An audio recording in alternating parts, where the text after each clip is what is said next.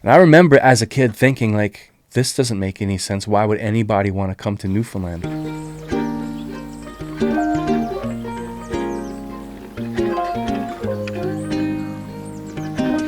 St. John's, Newfoundland and Labrador.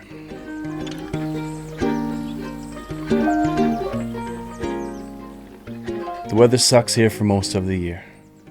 It's pretty hard to get here, and if you can get yourself here, it's going to cost you a fortune to either fly or drive here. Once you get here, getting around can be a bit of a nightmare. Public transportation is not very good. If you need to rent a car, you're going to have to plan months in advance because there's just not enough cars in the rental market here. But despite all of the challenges, this is still by far my favorite place in the world, hands down. The point of this video is for me to basically say that I believe everybody should experience Newfoundland and Labrador. It's a very unique place, and you won't get anything like this anywhere else. Chances are, if you are going to actually visit Newfoundland, you're probably going to fly into St. John's Airport, which is fine because there's lots to do in the city of St. John's. And that's actually what I want to talk about in this video. We're going to go over the 4 seasons of the year and talk about certain characteristics of the city or certain events that take place, and basically help give you an idea of some things that you can do specifically, or at least how to develop your frame of mind for the time of year that you're going to be here.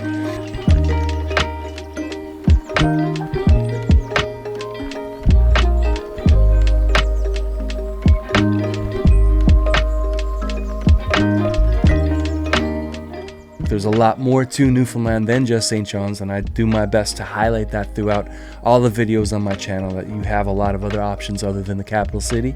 But the capital city is great, and if you are coming and only spending a couple of days in the city, that's fine. There's a lot to do during this period of time in that particular corner of the province. Now, I'm going to make it perfectly clear, because if I slip up and I use the blanket term Newfoundland for anything that I talk about, especially weather related, I know that can really ruffle a few feathers, just the same way that when people talk about Canada, they're referring to Toronto.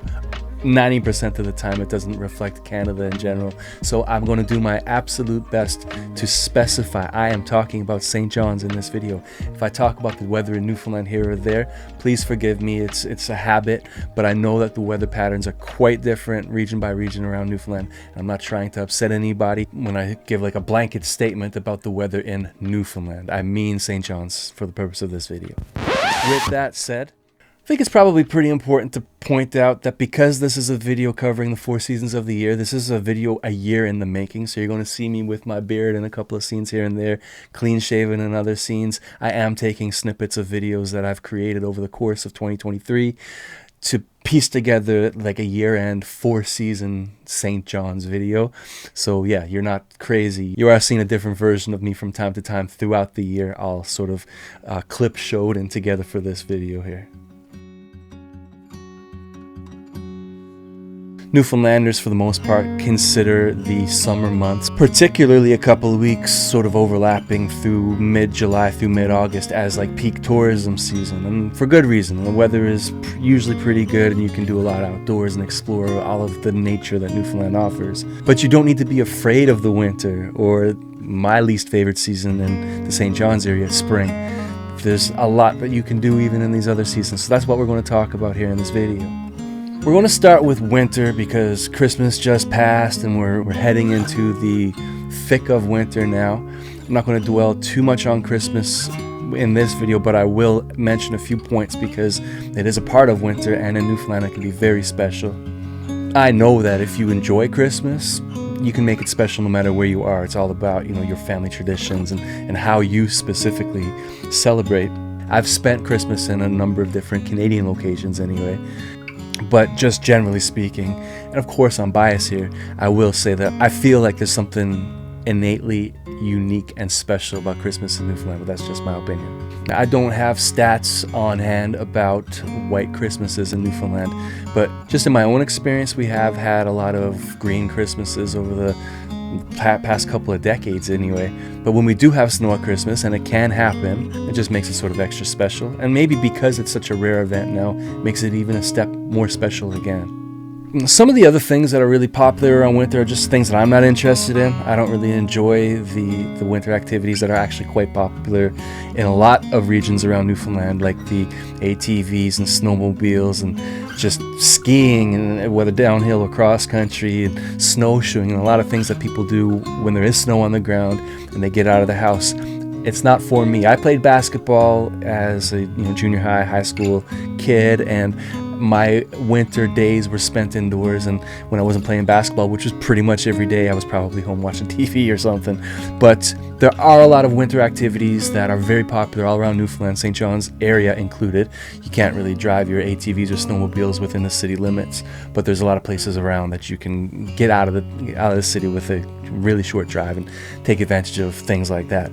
You can argue this point with me if you want, but I don't consider the Newfoundland, or at least the St. John's winter, particularly long. The issue is that it's late. That's right, I said it. Most years we are dealing with dropping temperatures, and obviously the less daylight and things like that make it feel like winter. But the real Newfoundland winter, with lots of snow and the extra cold temperatures and things like that, the storms, that usually doesn't happen until January. Like, don't get me wrong, it can happen as early as November, where we get a big blast of winter early through December. Sometimes we do have very white Christmases, but a lot of years there's no snow on the ground, or at most a little dusting of snow on the ground for Christmas when you kind of want to see it. But come New Year, you get blasted with winter in Newfoundland most years, particularly in St. John's, in the greater St. John's area, which is where I'm most familiar with. The issue is come mid-March, when you see in other places flowers starting to bloom and leaves growing on trees and things like that. The issue in St. John's is that almost every single year we get Sheila's brush, which is a name that's worthy of a full YouTube video to explain the origins of Sheila's brush. But just know that right around St. Patrick's Day every year, when you're over winter, and usually like maybe the days are getting a bit longer, so the temperatures are getting a little higher, and if there's any snow still on the ground, it starts to really disappear. We always get one more blast of winter, and it's usually like a big storm. Like, snow falls and stays, and you got to deal with it again one more time. And like I said, you're done with winter, you're over it by that point. But that's kind of the reality. It's not like winter lasts necessarily for 6 to 8 months. It's just that it lasts later into the year when it's time for it to be over. Canada is like a wintry country. Any place that you live in Canada, winter is going to play a significant role. Now, I spend more than half of my year in BC, so people are going to come to me and talk about, oh, the weather in BC is good.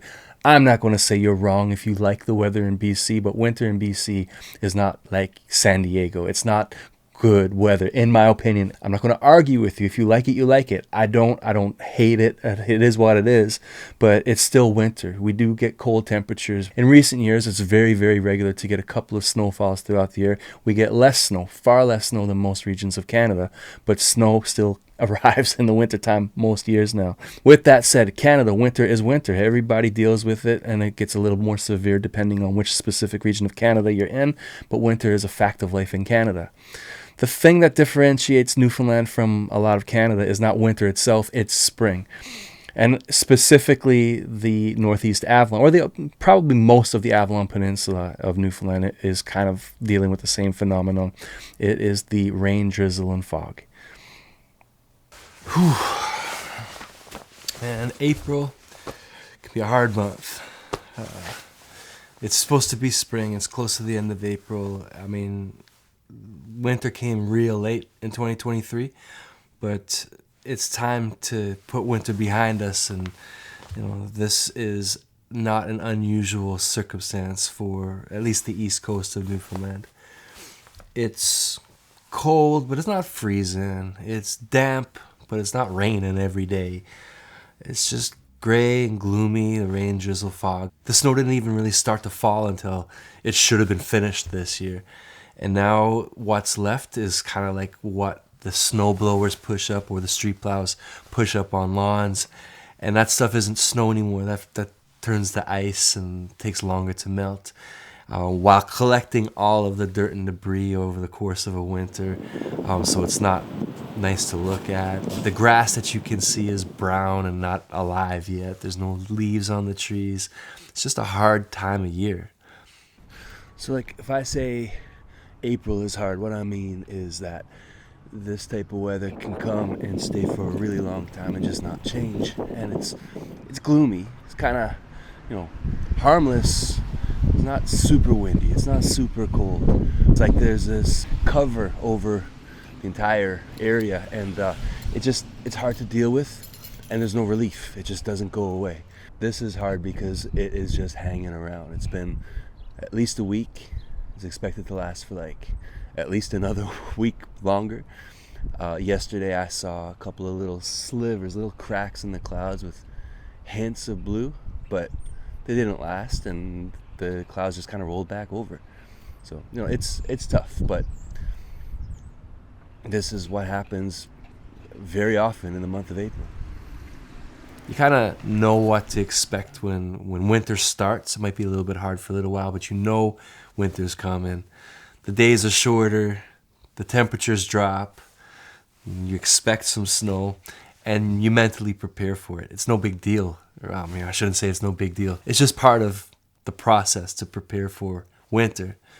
But by the time mid-April rolls around, you kind of want to put that behind you and start looking forward. And unfortunately, one of the realities that we have to deal with here is rain, drizzle, fog, gray days, damp, cool. Spring isn't really a thing in Newfoundland. And I spend a lot of time on this channel talking about all the reasons why people should come to Newfoundland, why it's a great place. And I stand by those reasons. I love Newfoundland. I love everything about it except April. I have a hard time with what should be spring because it just doesn't exist. So I'm no meteorologist or any kind of expert on weather systems, but I do know that pretty much almost every year around this time of year we get these systems that come in, like an atmospheric low that gets blocked by highs on either side. So there's good weather on either side of us, and we get stuck in these patterns for like 2 weeks at a time of just rain, drizzle, fog. I see a little bit of sun kind of poking through the clouds here today. It's the first hint of sun that I've seen in about 5 days, and it's not supposed to really be like this, so it's a little treat for us. But I mean, this is the treat. This is the good weather that we've had over the past week or so. But the gray days aren't all bad. The rain, the drizzle, the fog, that stuff kind of eats through the last little bit of snow that's left.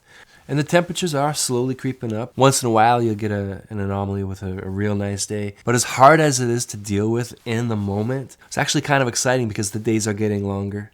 It's the furthest point from the beginning of winter. It's kind of like just a hump that you have to get over to cross from winter to summer. We may not enjoy like the typical spring, but it is still a transition period that is hard to deal with in the moment, but it does lead to a good place. And I'm not knocking anybody who actually likes this weather, because I know you're out there. But I'm just speaking for myself here by saying I'm really looking forward to summertime, which is my favorite time. Bring on the heat, bring on the sun. We might not get a long summer, but it's pretty awesome.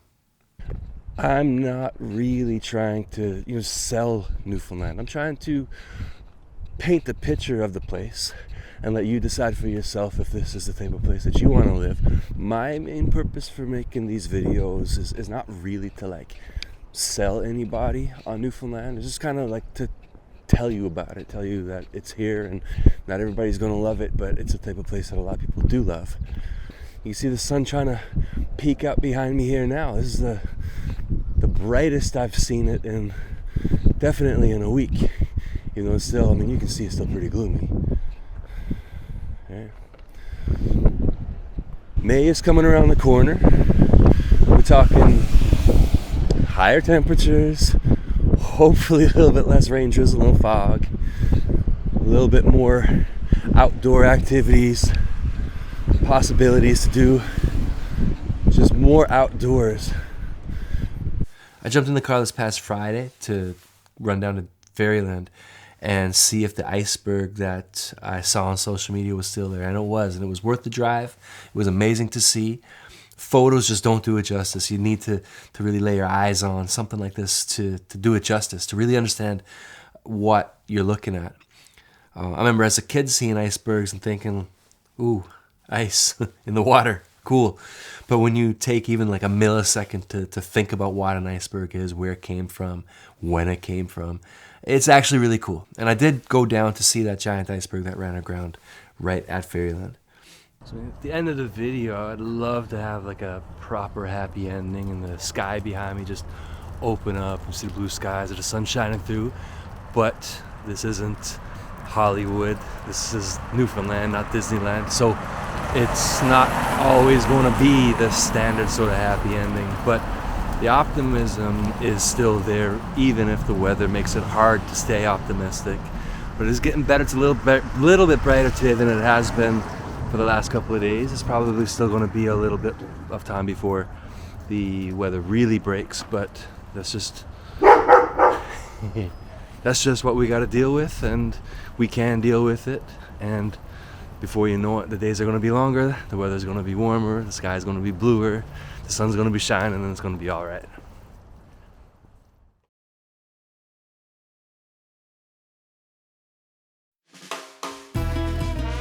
One of the coolest things for me with talking about Newfoundland and travel or moving to Newfoundland types of videos that I make, it's the fact that there are people that know everything that I'm talking about intimately, and sometimes it really gives them a warm feeling to hear about Newfoundland and St. John's in particular, which I'm most familiar with, but people get a nice feeling when they hear somebody talking about it.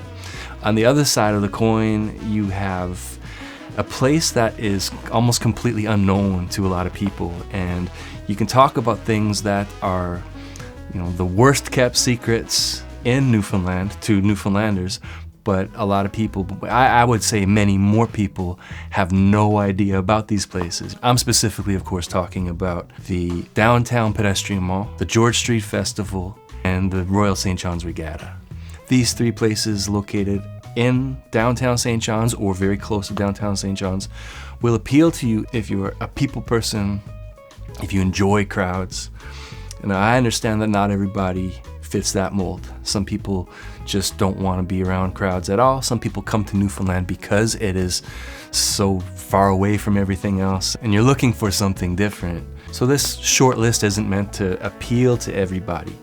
These are three things that I really enjoy, and based on the amount of people that take part in these events, a lot of people enjoy them, but I know that not everybody will. The St. John's Downtown Pedestrian Market, which runs basically from the end of June through the beginning of September. There's the George Street Festival, which runs from usually the last week of July into the Regatta, which is always scheduled for the first Wednesday of August. 2020 with the pandemic, the first year that the pedestrian mall took effect, they did that kind of with the pandemic in mind, to get people out of their houses and into the open air, and the situation was handled kind of better than other places in Newfoundland, so they felt like it was safe enough to do it. And I don't know if they meant for it to be kind of like a one-off just because of the pandemic in 2020, but they probably realized that they had something that was potentially going to be an annual thing, and that's kind of where we are right now. It was a big success in 2020, and in 2021 there's still a lot of those same challenges that 2020 carried over, but now it's become kind of like an expected event, and it works for the majority of the businesses and for a lot of the residents and visitors as well. So it seems like it's become a regular event for the city that people look forward to basically from the end of June until the beginning of September every year now. Up until this year, it ran from Ayers Cove to Prescott Street, if I remember correctly. I don't think it's going to reach to Prescott this year, but it's still going to be a big chunk of Water Street. They have incorporated Duckworth in the past. There's still going to be little parklets, I believe they call them, little sidewalk patios that businesses can use, but they're not going to close the street off to traffic like they did last year. It just didn't quite work out as well on Duckworth as it did on Water Street. On Water Street, it was a complete hit. Some businesses don't really benefit much from that type of a draw. Largely, people enjoyed coming to Water Street, whether to shop or hit up one of the restaurants or sidewalk pubs, or if it was just to walk around and people watch. Early in the mornings, the streets are open for things like deliveries and some traffic, but basically the section of Water Street that's included in the mall is shut down to traffic completely. Some of the cross streets will open periodically as traffic needs to get through, and there's safety measures in place to make sure that cars can get through throughout the day. The reason I like it so much is simply because you're outdoors in the city, and so many people are drawn to this. So there's crowds of people milling about. Like I said, some people actually shopping or eating. Other people are just out for a walk with their kids or their dog, just enjoying the scenery. People have issues with parking, as they do throughout the year. There's plenty of parking available. It just might not be right where you want to get out and spend your time. You might have to do a little bit of walking, but that's the nature of living in a city. Accessibility for all of these events has really become kind of a big focus. The pedestrian mall is probably the best example where concerted efforts have been put in to improve on where they've come up short in that first year. The curbs were a big issue. There are lots of seating areas that are designed with accessibility in mind. So they've really improved on a lot of areas where they came up short in that first year. George Street is pretty well known for being a street with one of the highest concentrations of pubs in all of North America. It's a small street, but there's dozens of places to go for a drink or a bite to eat. There are events held throughout the year on George Street, like Mardi Gras around Halloween, concerts throughout the summer. But the key event for George Street throughout the year is pretty much every year the George Street Festival. Usually runs for about a week. This year is going to be the 38th running of the festival, and it's been a big success. Basically every single night of the festival is bumping. Weather can be an issue sometimes, and that does affect the size of the crowds on a particular night. But in most cases, people come out rain or shine, depending on who the headliner or the theme of the concert is for that particular night. Saturday night's usually a kitchen party night, and you usually have a lot of local acts performing traditional Newfoundland music. For as long as I can remember, Tuesdays have been the regatta roulette night, and it seems like Shiny Ganuk play most years.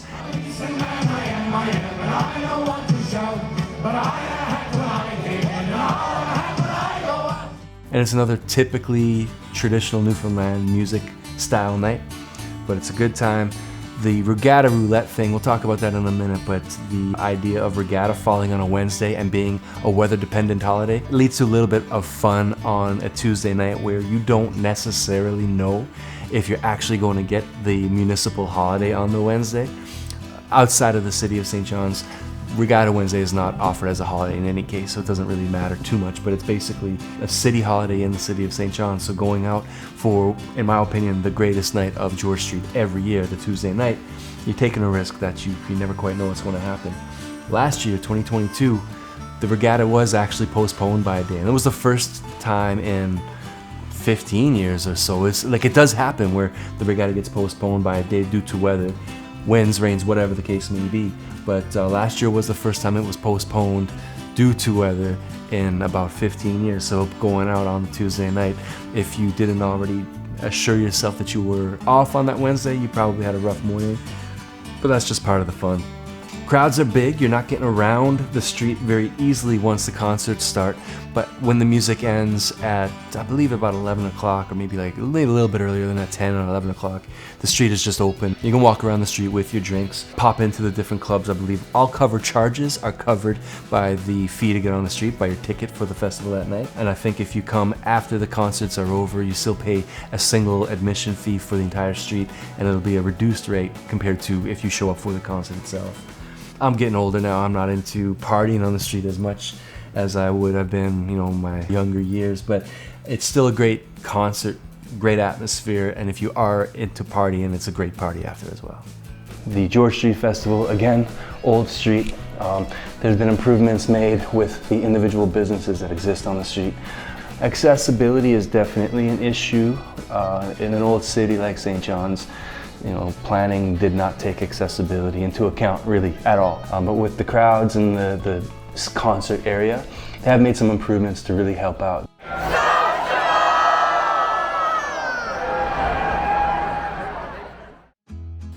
My favorite day of the summer pretty much every year in St. John's is Regatta Day. The weather typically agrees, but usually if it's really bad, they'll postpone the event. I can only remember being postponed a couple of times, so although the possibility is always there, and you have to wake up at like 6 or 7 in the morning just to find out if the regatta is going to go ahead and if you're actually going to get a holiday. But it was canceled altogether in 2020 due to the pandemic, and that was one of the first times since, I believe, since the war that it was canceled. But most years it goes ahead on the Wednesday. In 2018, it was actually the 200th running of the Royal St. John's Regatta. It's the longest continuously running sporting event in North America. That's its claim to fame. Although there was a hiccup during the pandemic and during World War II, it still is considered a continuously running event. As I said at the beginning, if you're not interested in crowds, you're not going to be interested in the regatta. And that makes sense. There's a lot of reasons to go, but there's also a lot of reasons to stay away because it's tightly packed with people for an entire day, usually in some summery heat. It can be a lot to handle, but if you do enjoy people watching and you enjoy raffles and games of chance and crown and anchor, it's the type of place where you can go for a single day and just kind of enjoy summer with a big portion of the city of St. John's. There's an area for kids where you can play kids games, ride little ponies around a circle, get your face painted. There's also a beer garden if you're into that, and there's lots of games going around most of the lake. So a regatta by definition is a boat race, but the regatta for me is the garden party. I mean, we would actually pay attention to the boat races a little bit because there's activity going on, especially the championship races. They're a lot of fun. It's kind of the end of the day and you're kind of spent with the games and just the people, I guess, in general. But it's like the reason for the event to actually take place is these races, but it was never the main focus for me. And I think for the 50,000 people or so that show up every year, it's there, and a lot of people do really pay attention to it, but it just isn't really the main event for the majority of the big crowd, in my opinion. There's such a diametric between the people that know everything that I talk about like the back of their hand and a lot of people that have no idea. Some people create really interesting videos that are like the top 10 places that you've never heard of to come visit. And this is not meant to be one of those videos, but for a lot of people it will be. In my opinion, the pedestrian market is a fantastic way to spend your day, and you have almost 2.5 months to enjoy that depending on your schedule. The George Street Festival is scheduled over the course of a week. Depending on the lineup for any particular night, you can choose, which day you'd like to go and attend that. The regatta is a one-day event. If you book a holiday and the event gets postponed, you can be out of luck. My dad worked for the post office, so he never got the municipal holiday, but he would go to work, get off early as he could that day, and we would go down together. But it's a little tricky because it is a municipal holiday on a Wednesday. That's weather dependent. You do what you can with it, but if there's any kind of hiccups with weather or anything, you can be out of luck. There's so many more things that you can do in St. John's, of course. This isn't like these are the only 3 things. For music, you have the folk festival, maybe the Peace Accord, does that still happen? The Music NL summer music series at the Rooms. There's so many different places and venues for music indoors and outdoors throughout the summer. You have 2 amazing parks in the city, Bowering Park and Bannerman Park. There's others as well, but those are my 2 favorites. There's so much that you can do, but the 3 biggest events on a lot of scales will be the pedestrian market, the regatta, and the George Street Festival.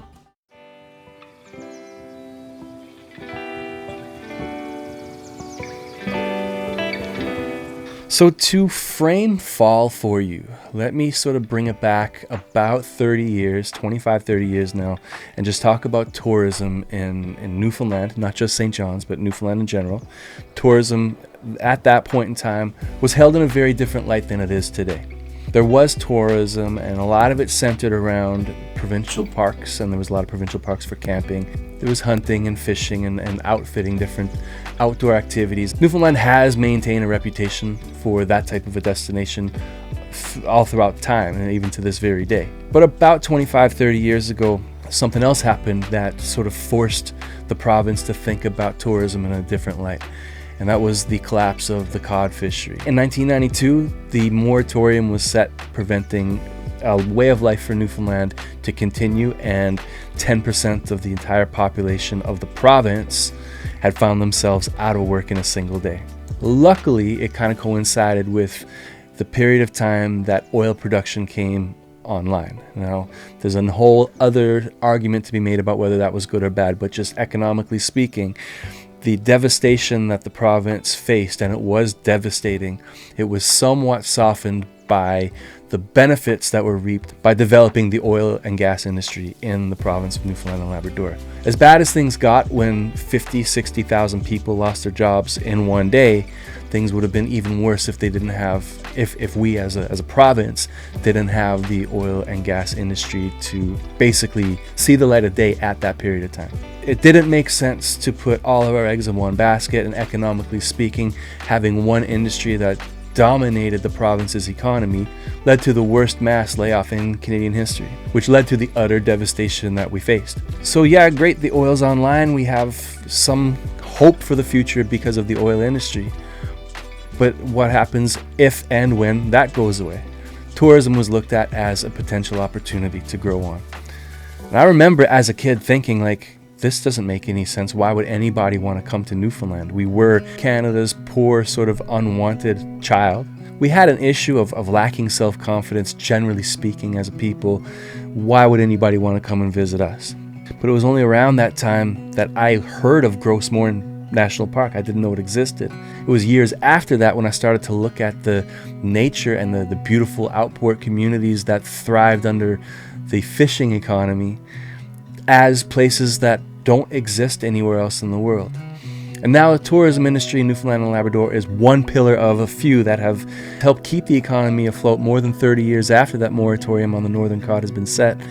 I could do an entire video about the history of tourism in Newfoundland, and I probably will one day, so I'm not going to get too specific and too deep into it here. Just to frame my point about fall in Newfoundland, people didn't really think of Newfoundland as a tourism destination at all 30 years ago, but in that time we've developed it into a very healthy pillar of our new economy.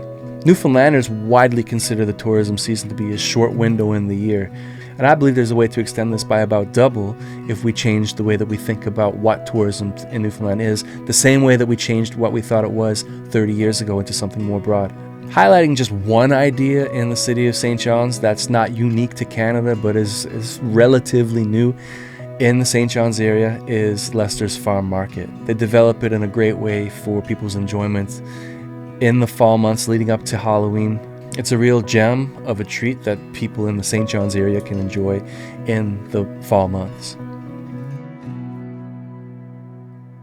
Lester's Farm, kind of actually right on the border of St. John's and Montpearl. It is pretty popular, it's not a secret. I don't know how long it's been going, like for the Pumpkin Festival. I know the farm itself has been in operation as Lester's since the 90s, but the Pumpkin Festival has been going on for a number of years now.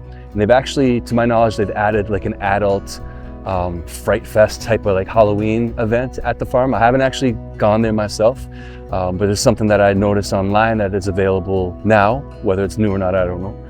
The pumpkin patch is relatively simple, but you can tell that the people at Lester's Farm really put a lot of effort into it. They have a hay bale tractor ride goes through the farm, and it's pretty fun. Obviously, a billion pumpkins there. If you go with your little kids, you can take a pumpkin with you when you go. And a few different things set up in the patch for kids to enjoy. Obviously, it is definitely a child-focused event. It's also something that I can see being a really nice like date night event or date day event. The corn maze was really impressive. I'm 6'4". I couldn't see over at all. We made our way through no problem, but it was like a genuine corn maze. No kiddie corn maze for sure.